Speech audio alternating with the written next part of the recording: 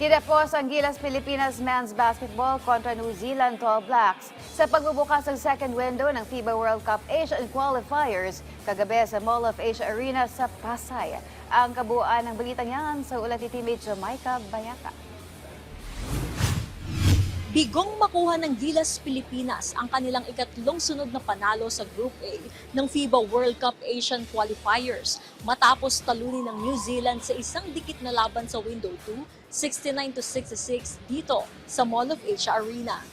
Hindi naulit ng pambansang koponan ang kanilang nakaraang tagumpay kontra New Zealand matapos manaigang Tall Blacks sa unang laro ng homestand. Maagang naging dikita ng laban, ngunit nakalamang ang Tall Blacks sa huling yugto at umabot pa sa 10 puntos ang kanilang kalamangan. Sa kabila nito, hindi sumuko ang Gilas. Pinangunahan ni Dwight Ramos ang pagbangon ng Nationals matapos magpakita ng agresibong opensiba at matatag na depensa. Nagtapos si Ramos na may 16 points, 8 rebounds at 2 steals. Mula sa 53-63 na score, unti-unting binawasan ng Pilipinas ang lamang sa ilalim ng isang minuto. Isang malaking tres ni Ramos ang naglapit sa Gilas sa 64-66 at muling nagbigay buhay sa pag-asa ng mga manonood.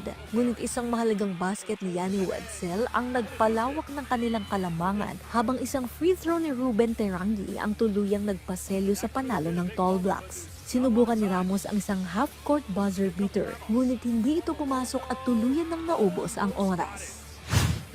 We came here to get the win, and we got the job done. I thought we really stood up well defensively. You know, the two main targets, I guess players, Justin Brownlee, we kept him quiet. I think he had 4 points. We know the damage that he can do. He's given us the business before in recent games, and so he was a large focal point for us, and I thought that went a long way for us defensively tonight. But the bottom line is we're not going to take any pride in almost winning or making the game close or whatever. You know, we showed up to win, and we didn't do that tonight. They also did a really good job of doubling Justin, denying him touches.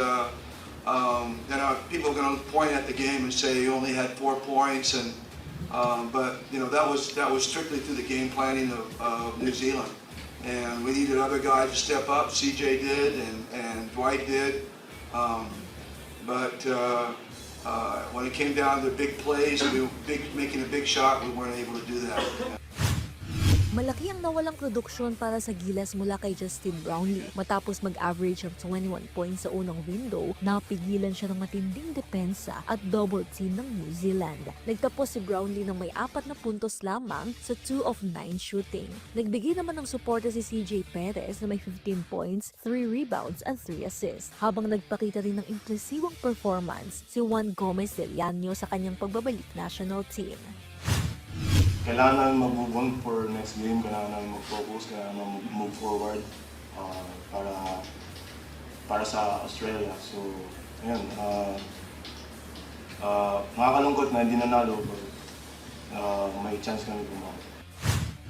Sa pagkatalong ito, bumagsak sa 2-1 ang record ng Gilas sa Group A. Ito na rin ang ikatlong sunod na pagkatalo ng Pilipinas kontra New Zealand matapos ang kanilang historikong panalo noong 2022. Sa kabila nito, may pagkakataon pang makabawi ang Gilas sa kanilang laban kontra Australia sa Linggo, March 1 sa Mall of Asia Arena. Jamaica Bayaka para sa atletang Pilipino, para sa bagong Pilipinas.